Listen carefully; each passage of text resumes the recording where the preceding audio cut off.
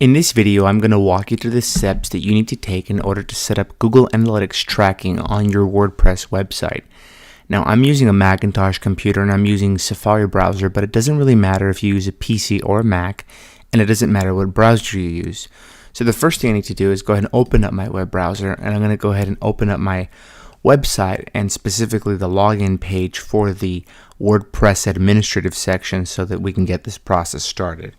So for the purposes of this example, I'm going to be using a website called localcompanysolutions.com, and I went ahead and need to bring up the login page, which is localcompanysolutions.com/wp-admin, and it comes up with the username and password.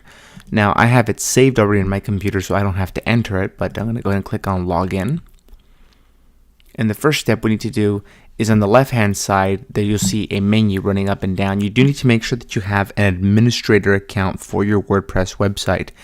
If you have an administrator account, you should see many of these options here, with the exception of these here at the bottom, because these are some custom plugins that I have installed.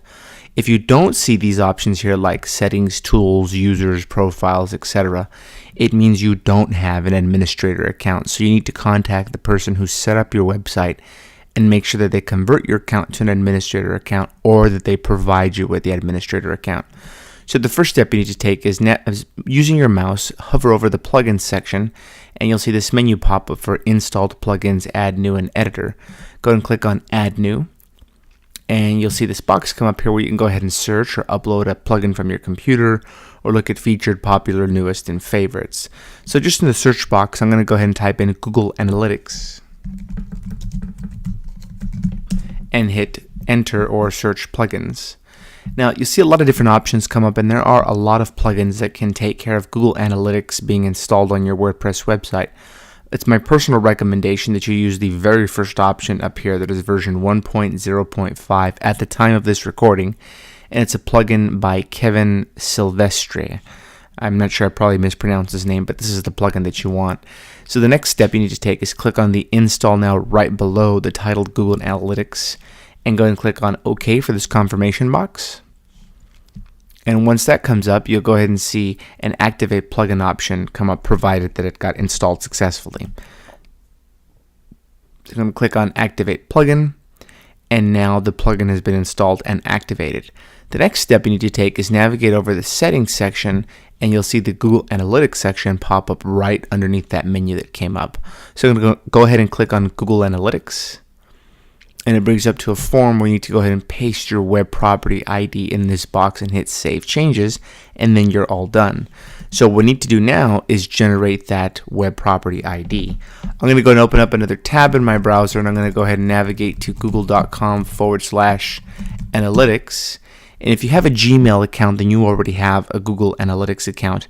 If you don't, then go open up a Gmail account. It's pretty easy to do, and I don't see why you wouldn't. So I'm going to go and click on sign in. And I have a couple accounts. I have a little program here on my computer called 1Password that helps me manage everything. So I'm going to go and log in with the appropriate account. And once that comes up, what we need to do is click on admin up here at the very top right. And we need to go ahead and add a new account. So I'm going to go click on the new account button. And what we want is to leave it as a website, because we're not tracking an app, and we don't need universal analytics. We need to leave it as classic analytics. So for the website name, I'm going to go ahead and fill this in and type in Local Company Solutions. And for the website, just go ahead and put the www.localcompanysolutions.com. Now for the industry type, choose one that is closest to your specific business. I'm going to go ahead and select it's technology, and I am in Pacific time. And for the account name, also for the website name, these are both internal things, so you'll never have to see these outside. So label them accordingly to however you'd like to organize more than one website. So I'm going to go ahead and just put Local Company Solutions and leave the rest alone. Leave those three boxes checked. I'm going to go ahead and say click on the Get Tracking ID blue button here at the bottom left. And then go ahead and take a minute to read through the actual terms of service that you need to agree to in order to finalize and get your tracking ID. So I'm going to go and click on I accept. And once you've done that, you see a success. You see a number will be generated right up here. So it's this number right here that you need to copy and paste. So I'm just going to go ahead and highlight it and then right click and select copy. If you're on a Mac, you can also use your keyboard by just highlighting it and pressing on the Command plus Q key. And if you're on a PC, then it would be Control plus C. So I've gone ahead and right clicked and selected copy. I'm going to come back to my first tab here. I'm going to highlight and delete all of that. I'm going to right click and select paste. Click on the Save Changes button, and that's it. I am now done. I now have Google Analytics tracking set up for my local company solutions website. And that concludes this tutorial. If you have any questions, please feel free to email support@globalmerchantinnovations.com. Once again, that's support@globalmerchantinnovations.com. Thank you.